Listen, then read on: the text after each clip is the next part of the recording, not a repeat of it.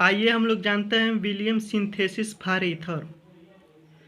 तो जब sodium एल्काक्साइड alkyl halide के साथ अभिक्रिया करता है तो जो उत्पाद प्राप्त होता है वह उत्पाद ईथर के रूप में प्राप्त होता है।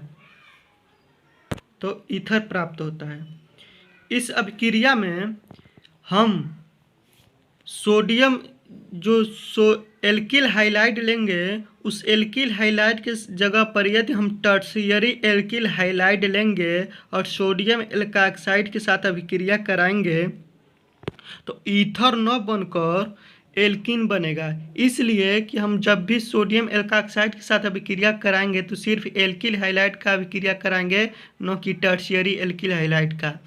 क्योंकि जब सोडियम एल्काक्साइड एल्किल हाइलाइड के साथ अभिक्रिया करता है तो ईथर बनाता है, जबकि यदि टर्शियरी एल्किल हाइलाइड सोडियम एल्काक्साइड के साथ अभिक्रिया करेगा तो ईथर की जगह पर एल्किन बना देगा। तो यहाँ पर हम देख सकते हैं कि जब सोडियम एल्काक्साइड एल्किल हाइलाइड के साथ अभिक्रिया किया तो ईथर बना, जबकि सोडियम हाइलाइड निकल गया। अब जानते हैं इसके कुछ गुण होते हैं। तो आइए गुण जानते हैं। हाइड्रोलाइसिस, तो जब एसिड के प्रेजेंस में यानी अम्ल के उपस्थिति में ईथर का जब हम हाइड्रोलाइसिस कराते हैं तो एल्कोहल बनता है।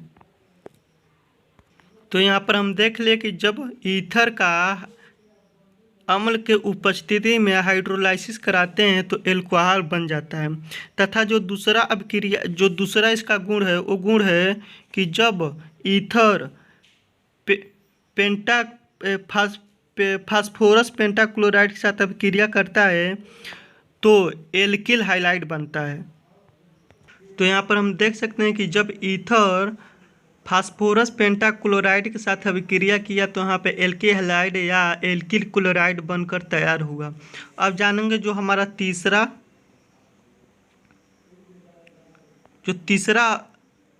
गुण है वो है कि जब ईथर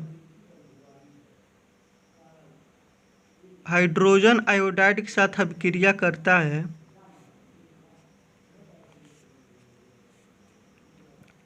तो यहाँ पर एल्कोहल का निर्माण होता है और एल्किल आयोडाइड का निर्माण होता है। तो इसका कुछ मैकेनिज्म है, तो आइए जानते हैं इसका मैकेनिज्म क्या है। तो इसका मैकेनिज्म 2 स्टेप में प्राप्त होता है। एच हाइड्रोजन आयोडाइड ये 2 प्रकार के भागों में टूटेगा, एक H+ आयन और एक I- आयन। तो जब H+ आयन ईथर के साथ अभिक्रिया करेगा तो स्टेप फर्स्ट है, तो यहाँ पर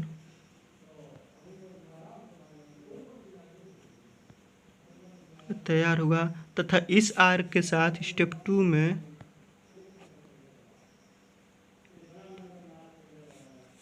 यानी एल्किल के साथ जब आयोडाइड अभिक्रिया करेगा तो एल्किल आयोडाइड बन गया। तो हम देख सकते हैं कि पहले स्टेप में एल्कोहल बन गया जो कि यहाँ पर बना है, और दूसरे स्टेप में एल्किल आयोडाइड बन गया जो कि यहाँ पर बना है। तो इस प्रकार हम जान गए कि विलियम सिंथेसिस फॉर ईथर के लिए क्या होता है और कैसे होता है, तथा इसके गुणों को भी हम जान गए। तो यदि आप हमारे चैनल पर नए हैं तो हमारे चैनल को लाइक, सब्सक्राइब और शेयर ज़रूर करें।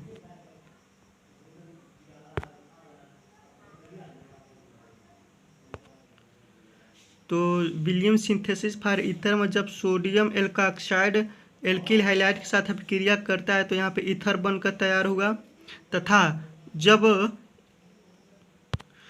ईथर का इसके गुण जो होगा प्रॉपर्टीज,